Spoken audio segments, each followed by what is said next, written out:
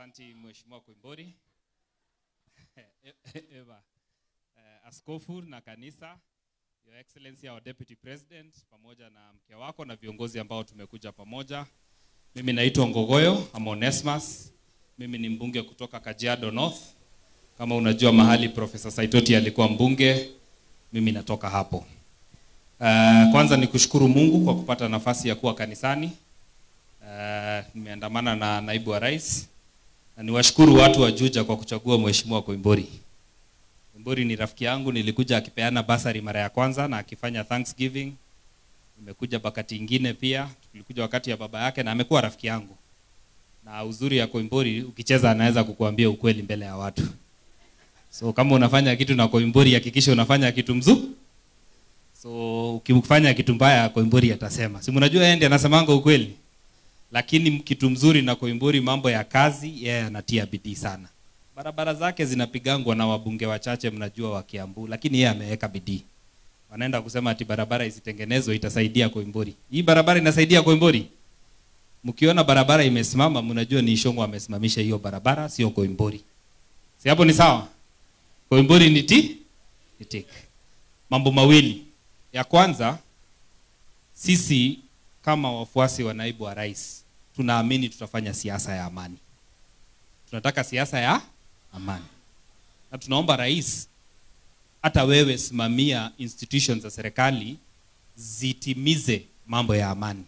Ambia polisi wakuwe na heshima na watu, waheshimu mikutano, usitumie institutions za serikali zivuruge amani, kwa sababu wewe ndio rais. Ya pili, umeona umeteua IEBC, uliletewa majina na hatuna shida.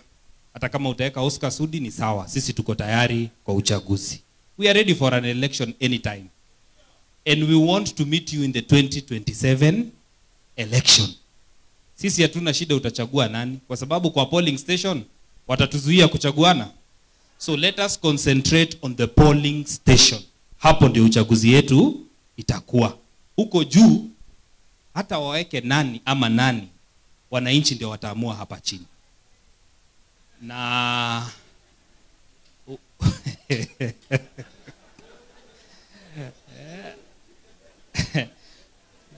so akiweka mtu yote, si tuko tayari kwa uchaguzi?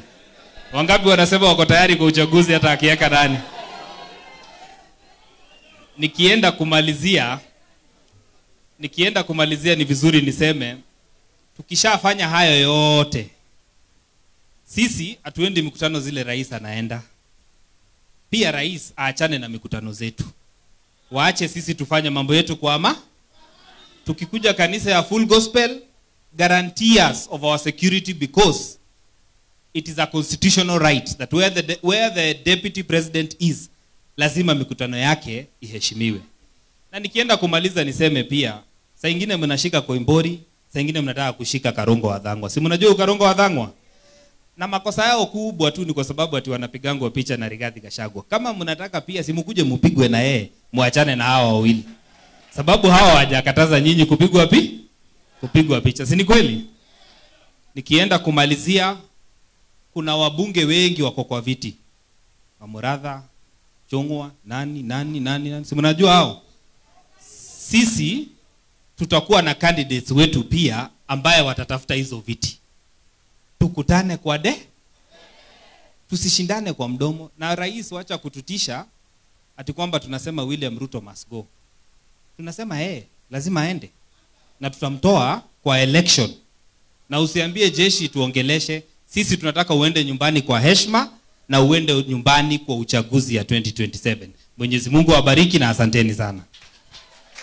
Asante sana Mheshimiwa.